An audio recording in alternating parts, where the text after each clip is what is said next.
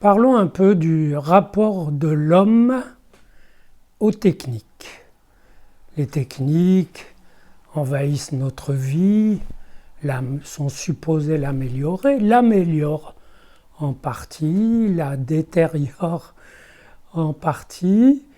En tout cas, nous forcent à un dialogue quotidien avec les machines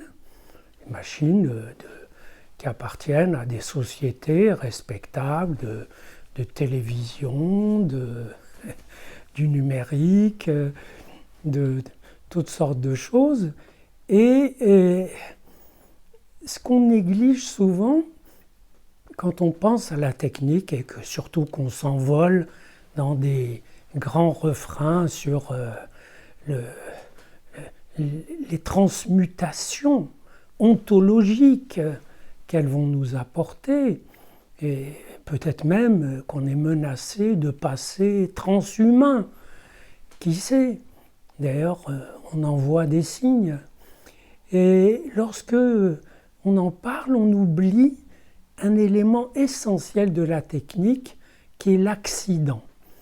L'accident technique, c'est un accident humain.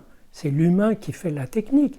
Mais peu importe, l'accident, le bug, le dysfonctionnement, le fait que ça ne marche pas comme il faudrait, et prend une place très importante dans notre rapport aux machines.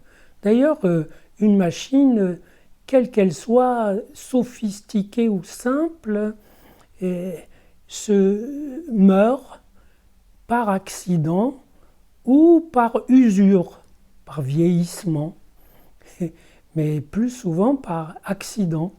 Elle n'a pas supporté un dysfonctionnement trop grand.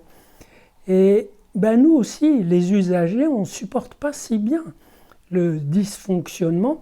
Et au début, j'y croyais, je n'en prenais pas la mesure. Naguère, j'ai eu une patiente qui me disait qu'elle avait mis 6 mois à arranger son problème avec le fournisseur télé et le fournisseur internet.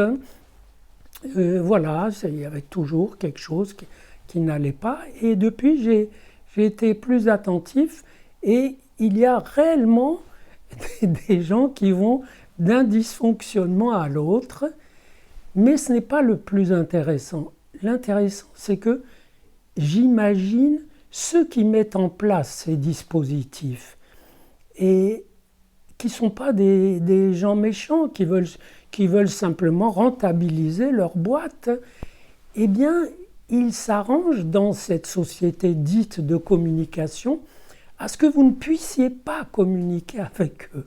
Il n'y a jamais de responsable à qui parler. En revanche, il y a des robots qui vous orientent vers une main-d'œuvre très peu qualifiée, d'ailleurs basée dans des contrées lointaines, qui fait de son mieux pour vous aider, mais jusqu'à la prochaine panne, où ils vous aideront aussi de la même façon.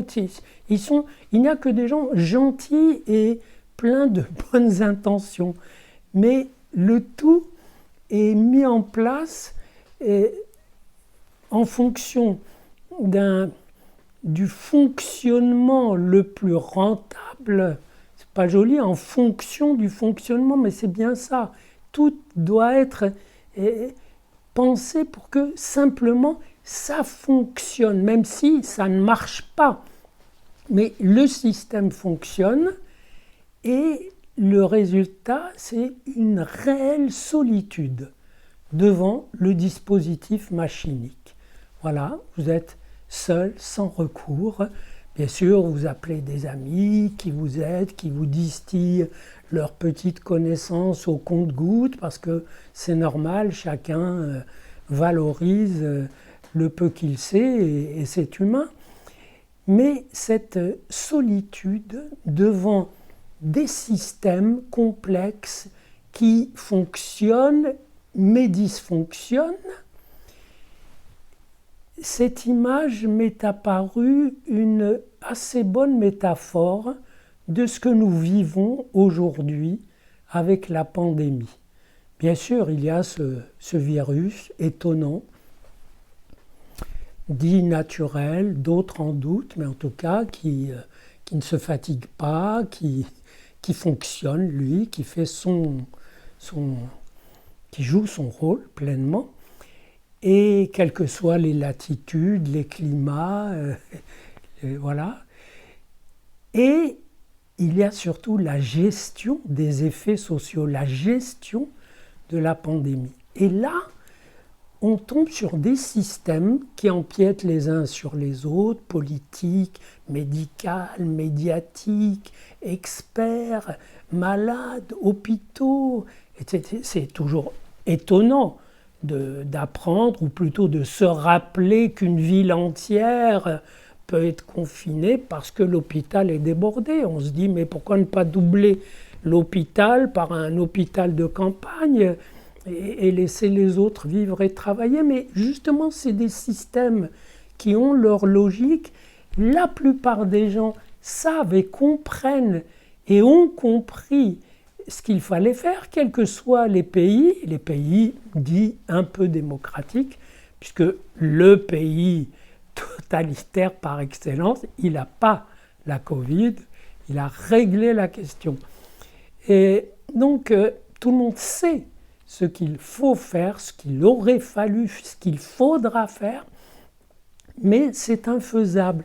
Donc, chacun est seul devant ce mécanisme complexe, machinique, même si c'est humain, c'est les mécanismes de gestion des foules et des corps sont parmi les plus sophistiqués et vous avez beau comprendre, vous avez beau expliquer, vous faire expliquer, ça ne sert à rien parce que vous êtes comme devant une machine qui a bugué, qui se répare un peu, puis qui rebug, et surtout, vous êtes seul.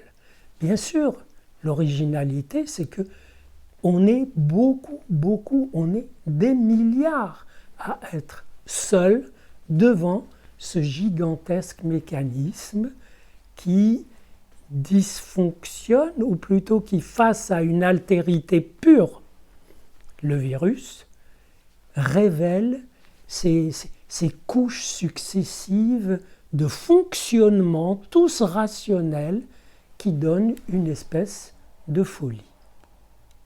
Alors évidemment, il faut réagir à ça par, voilà, d'abord sauver sa peau et celle des siens, réagir par l'humour, mais l'humour qui est une façon de se consoler de ce qu'on est, de ce qu'on provoque, de ce qu'on reçoit du monde.